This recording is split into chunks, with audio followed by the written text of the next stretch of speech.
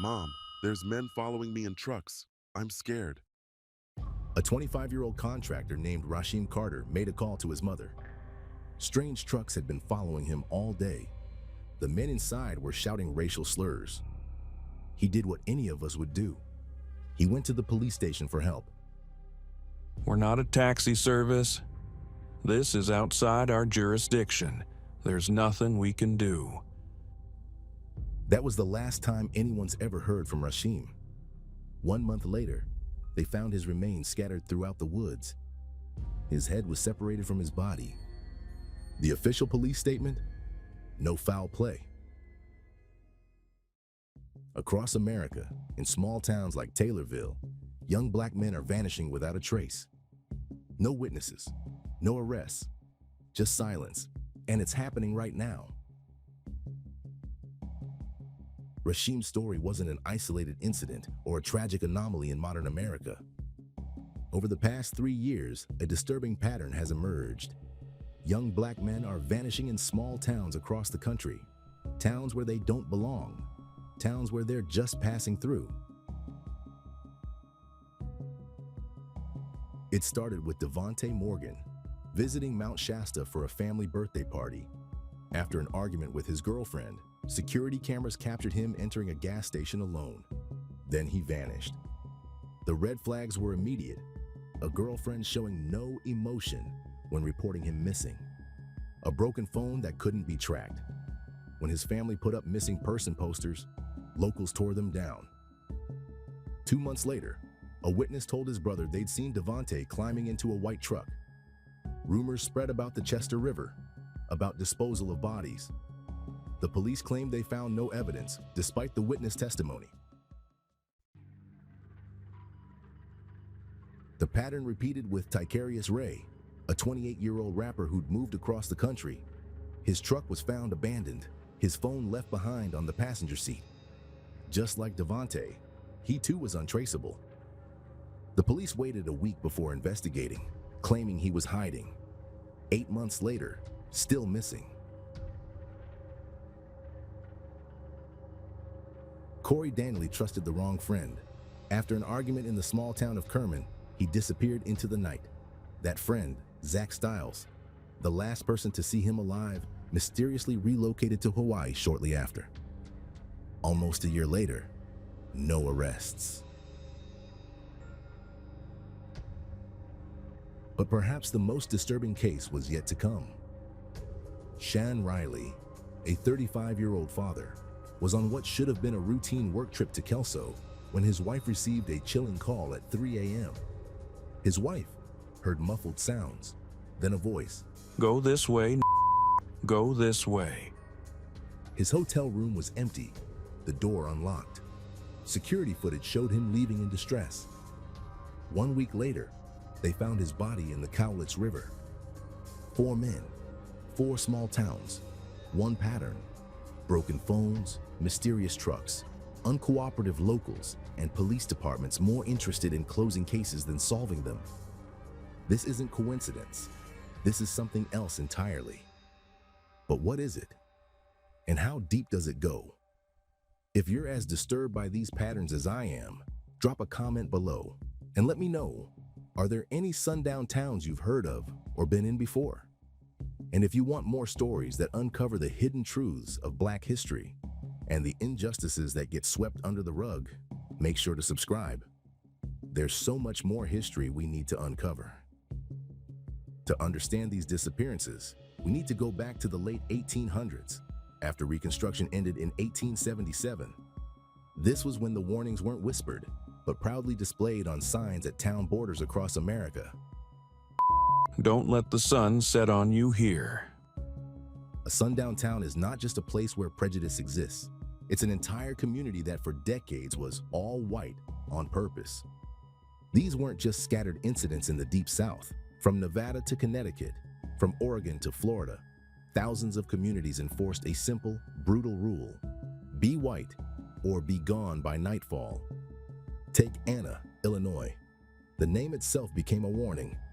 Ain't no allowed. Well into the 1970s, signs along Route 127 made sure black travelers knew to keep moving.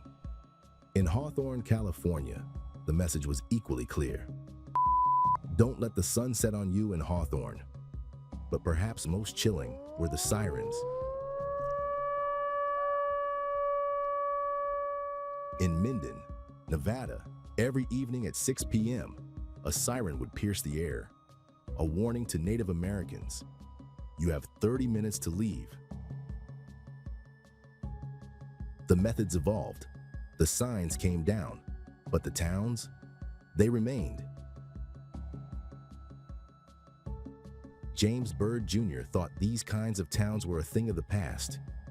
On a summer night in Jasper, Texas, he accepted a ride from 3 white men. They didn't kill him quickly. Instead, they chained him to the back of a pickup truck and dragged him for 3 miles. He was conscious for most of it. His head and right arm were severed when his body hit a culvert. The nation was outraged. Laws were passed. The killers were executed. Justice was served. But something darker remained. Because the root of that evil wasn't really extinguished. Today, these towns don't need signs. They don't need sirens. They have more subtle methods. Police who can't help when black visitors report being followed. Missing person posters mysteriously torn down. Witnesses who won't come forward. Bodies found in rivers ruled as no foul play. Look at the pattern of these modern disappearances. Mount Shasta, 0.6% black. Kerman, 0.8% black. Roseburg, 0.3% black. Kelso, 0.4% black. These aren't random statistics. These are modern sundown towns. The signs may be gone, but the sunset still brings darkness. And in that darkness, young black men are still vanishing.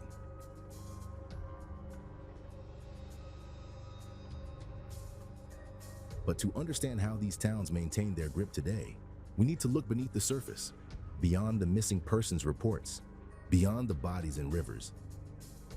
What you're looking at isn't just a quiet neighborhood. It's a machine, a carefully constructed system designed to keep certain people out. Take Darien, Connecticut. In 1953, they didn't need whites-only signs. They had something more effective, the gentleman's agreement. Real estate agents simply wouldn't sell homes to black or Jewish families. No law required it, no sign announced it, but everyone knew. Today, the methods are even subtler.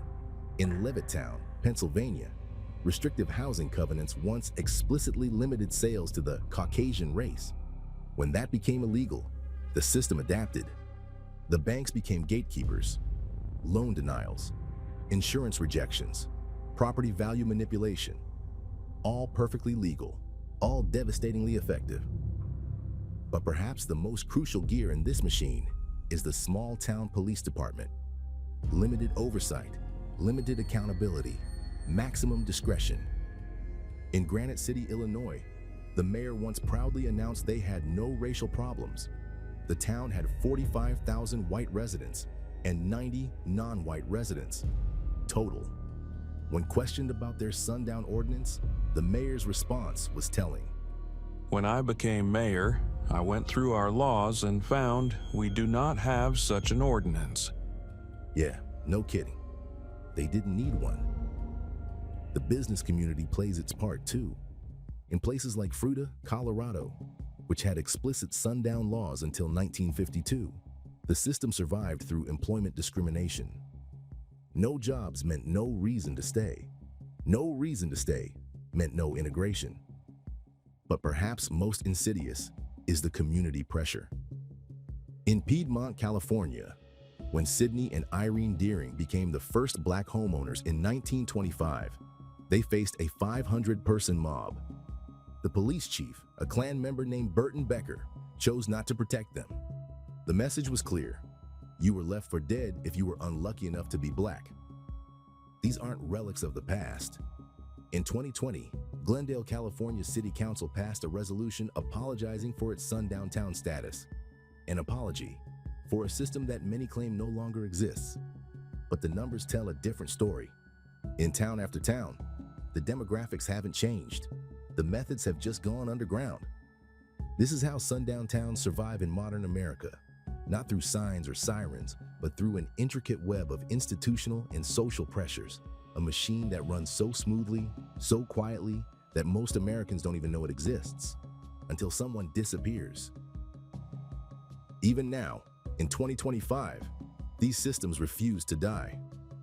In 2023, the state of Nevada had to pass a law to silence the sundown sirens. For decades, these sirens wailed every evening in towns like Minden, warning Native Americans to leave. When the state finally moved to stop it, the town fought back, claiming they were honoring volunteers. They kept that siren wailing for months after the law passed. In Brentwood, Maryland, it took until 2024 to finally demolish the metal barrier that had separated the majority white Brentwood from historically black North Brentwood since 1957. That's how long these divisions can last. That's how physical these boundaries remain.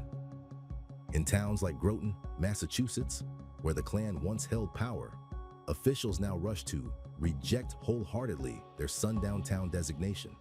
Yet in 2020, the town remained 90% white. Words change, numbers don't. And while these towns debate their history, young black men continue to vanish. From Mount Shasta to Taylorville, from Kerman to Kelso, the pattern repeats. Modern disappearances, modern deaths, modern silence. Even the dead aren't left in peace. James Byrd Jr.'s grave has been desecrated multiple times, forcing his family to surround it with iron railings. 25 years after his death, the hatred that killed him still lives. This isn't about history anymore. This is about right now. About young men disappearing in 2023. About sirens finally falling silent in 2024. About barriers coming down in 2025. But for every barrier that falls, how many remain invisible? For every siren that's silenced, how many towns find new ways to send the same old message? The signs are gone. The sirens are quiet. But in small towns across America, the sun still sets and people still vanish, and nothing really changes. The signs may be gone, but the truth is still out there, hidden in history, buried in silence. And that silence goes back way further than you think.